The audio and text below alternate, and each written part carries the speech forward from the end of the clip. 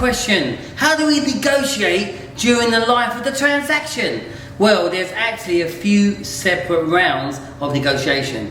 The first part is what price we're going to list at. Do we list for low, for multiple offers? Do we list high, trying to get as much as we can get? Or do we go for the fair market price? That's your first round. Then your buyers come in and they will make an offer. Now this, we may counter it. It may go back and forth. So let's just say, for argument's sake, perhaps it's a $5 million house and they say we'll give you $4 million, 500. We'll go back to our sellers and say, is that acceptable? Yes or no? We might go back at 4.9 or 4.8 or who knows what. Eventually we'll go back and forth and settle on a number. That's it, you might think.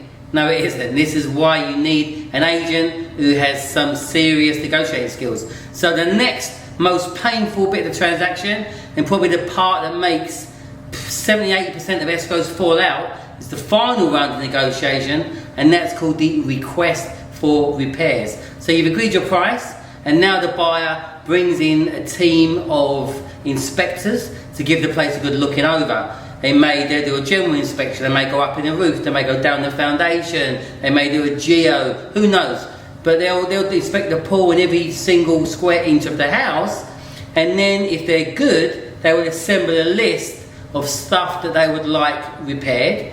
And if it is a new construction, chances are they'll get quotes from contractors, and then they will individually lay out which each item is, and then there'll be a grand total. So, argument's sake, we've listed at 5 million, we've settled at 4.8, now they present a request for repairs for $100,000, for argument's sake. And then we will systematically go through every single item with our own team of experts and see, do we think it's a legit claim? Do we not? How reasonable do we want to be? Do we have lots of offers? Do we not want to be reasonable? Who knows?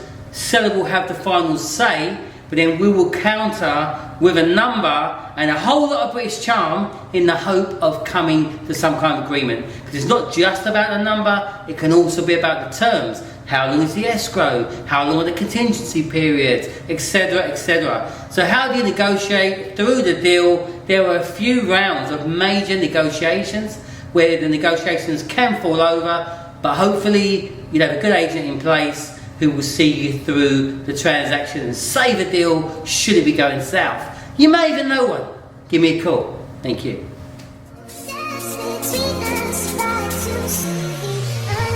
So, I know what you're thinking. You're thinking, this guy needs subtitles. You probably are thinking that. And I'm sure you're thinking, what video should I watch next on YouTube? Well, I suggest watching this one here. This is a good one. Or maybe this one here. How about this one? This one? Or that one? That one? Or this one? You decide.